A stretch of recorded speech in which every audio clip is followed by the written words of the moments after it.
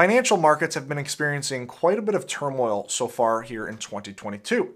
And for someone that is newly retired or is about to retire, this can be a pretty unsettling thing. Well, in today's video, I'm going to talk about how you should view your retirement income plan in the context of financial turmoil and whether you should be making major adjustments or whether you should stick to that original plan. Let's get into it. Now, hopefully before entering retirement, you have a plan that will guide you through retirement. Now, let's say hypothetically, you have a plan built for you that has a 97% probability of success. You have sizable retirement savings and reasonable spending goals based on those savings, and so the probability is on your side. Now, because of this, we might think that retirement is just going to be smooth sailing. It's going to be a straight line to success. But as we know with everything in life, there is rarely a straight line to success. This plan has a 97% probability of reaching that success, but that doesn't mean it's going to be a straight line. There may be trials and tribulations, ups and downs in order to get to that success. But as we know, financial markets don't just slowly stair-step up to new all-time highs. There's volatility that we will experience no matter when we retire. For instance, on the screen I have a chart going back to the 1950s looking at drawdowns in the US stock market. And as we can see, the US stock market has been fairly volatile over the last 70 years.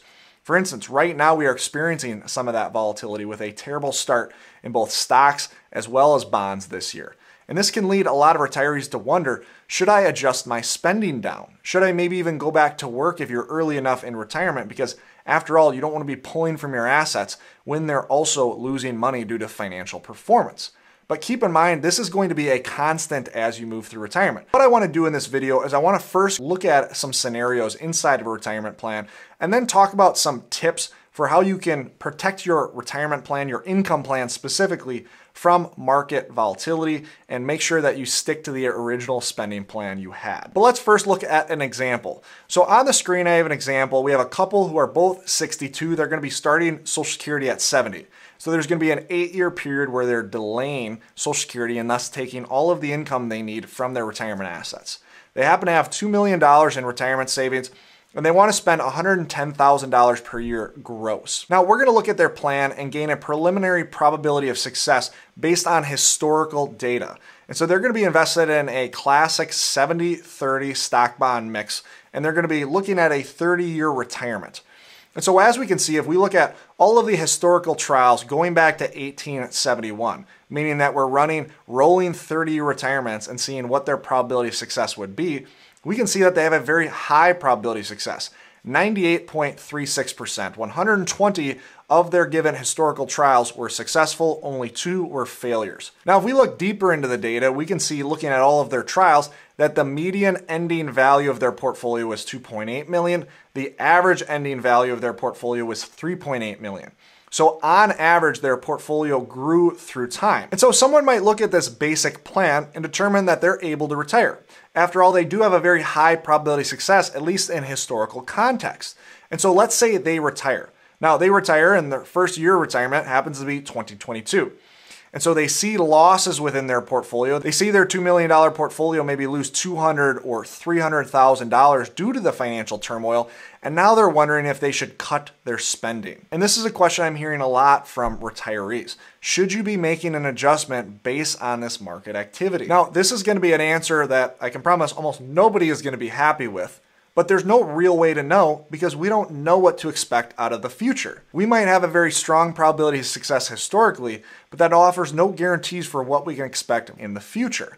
So how are we going to make decisions in retirement? Well, I believe we should make decisions based on data because otherwise we're rooting our decisions in emotion. And I can guarantee that emotion will cause you to make worse decisions than the data will. Well, let's look at the data. First, let's look at where we sit in this current drawdown relative to a historical context. Now, as you can see on the screen, we are right in the midst of what we would expect historically.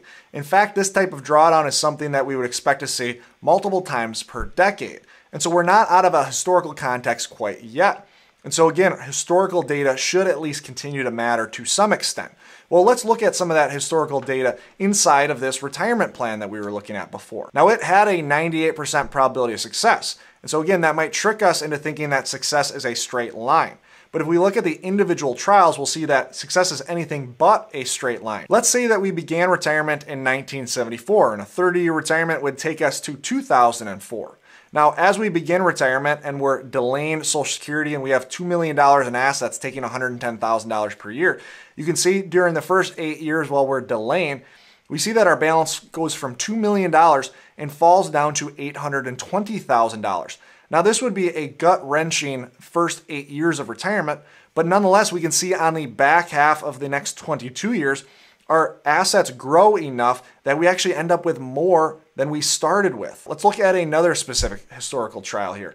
And now we're going to look at 1929 to 1959. Now, if I polled the majority of you going into this specific trial, you would guess this is one of those two failures that we talked about. And the primary reason for this would be the Great Depression. But as you can see, in hindsight, this was still a successful retirement. Now, this $2 million balance did immediately drop to less than $1.2 million and really stayed below that for the majority of this person's retirement. But once again, we can see historically, despite the volatility, this was still a successful retirement. Now, we can take this even further and build a more robust plan that jumps out of just historical context and now uses a statistical process called a Monte Carlo, where we simulate a bunch of retirements based on historical parameters. Now, with running our plan under this type of context, we find that our probability of success drops to 95% from the 98% we would have looked at historically.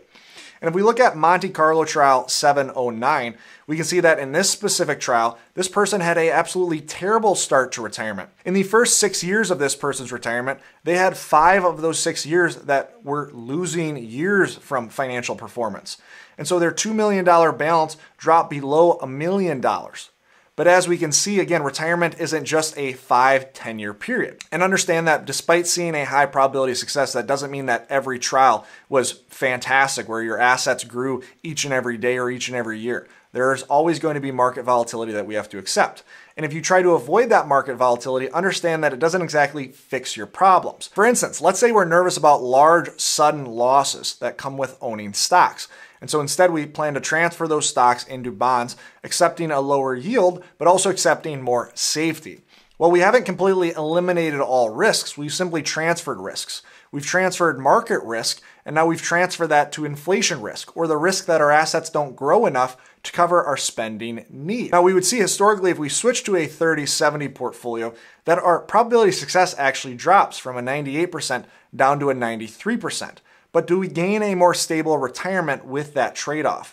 And as we can see looking at individual scenarios, the answer would be no. For instance, if we look at 1974 to 2004, as we looked at before, we still see that this $2 million portfolio drops down to $731,000. Now, if moving to a more conservative portfolio is not a quick solution, then in the face of economic turmoil, a solution that many will flock towards is simply cutting your spending. And that will seem like the only viable strategy. And I don't really believe that is a viable strategy for those that have a strong retirement plan.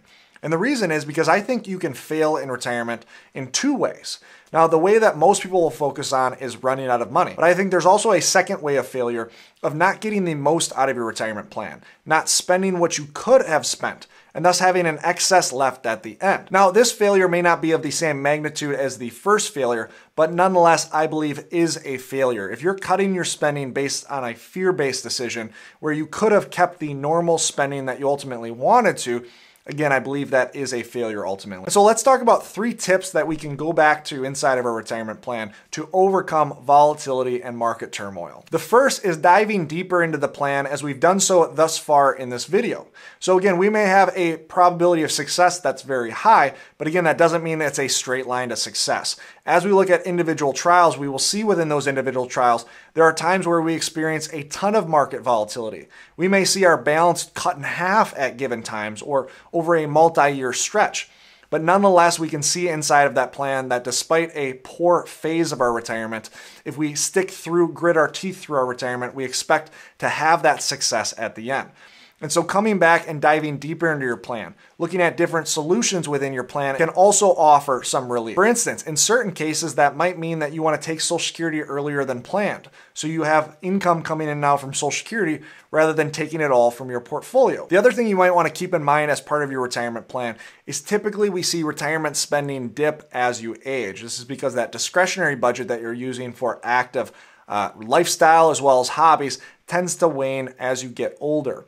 And so keep in mind that the spending at the beginning of retirement is that much more important for your lifestyle than it will be in the middle phase of retirement. Tip number 2 is finding some maybe psychological relief inside of your investment allocation. So using something like a bucket strategy along with a liquidity schedule. A liquidity schedule is basically a year-by-year look at where your income will come from, and thus then translating that into the bucket strategy. So all a bucket strategy is you have a short-term, mid-term, and long-term bucket. In the short-term bucket, that is very safe money that is much more liquid but isn't really going to grow. This middle bucket is a bucket where we earn a higher yield but still maintain a high level of safety. And then the long-term bucket is typically all stocks. And so if we have a short-term and mid-term bucket that is going to fund our lifestyle for 5 to 10 years potentially, well, then we know that we have time to let our long-term bucket recover. Now, our portfolio, when we look at it as a whole, is still going to suffer those losses. That long-term bucket specifically is still going to suffer those losses. But knowing that we have time and distance between having to take from that long-term bucket will offer quite a bit of psychological support as you deal with market turmoil. And then finally, solution number 3 is actually a solution that we really don't use in our practice. And that's using guaranteed income or an income annuity to overcome volatility. Now, there are a lot of reasons income annuities get a bad rap, and in some ways they should. They're fairly tax inefficient. They provide a return on investment that's quite a bit lower than what you could earn if you enter into a portfolio that has some volatility. And also there are some bad players inside of the annuity market. For instance, some salesmen that are just trying to earn a high commission and selling you whatever piece of garbage they can. But there could also be some benefits to an income annuity. For instance, studies show that retirees find a lot more peace of mind when they have income coming in. They have guilt-free spending of that income where otherwise they wouldn't if they were taken from a portfolio that has market risk. Now, just for illustrative purposes, I have on the screen annuity estimates for an individual that is putting $500,000 into an annuity that has a refund at death policy, meaning that any value left in their policy at death will be refunded to their heirs. And then also keep in mind there are no inflation adjustments. Now, as you can see, this certainly provides a better level of income than cash could. And so although we don't use it in our practice, this can be a viable solution for retirees that are looking to overcome this spending and volatility issue. And so in the face of market volatility, a lot of retirees will first look to cut their spending. But hopefully, as we showed in this video, not only is this often not needed, but it can actually lead to a different type of failure or inefficiency in your plan. And so the big message here is come back to your plan. Find solutions first inside of your plan, or maybe it just means resetting expectations of your plan. The hardest phase to grit your teeth through when you see market volatility is early retirement. And because of this, you can be prone to make a lot of mistakes in this transition from work to early retirement. We have another video we recently just recorded that talks about 5 common mistakes in that work to retirement transition. You can click on this video and learn more. Always remember, you don't need more money. You need a better plan. You need to have more confidence in that plan.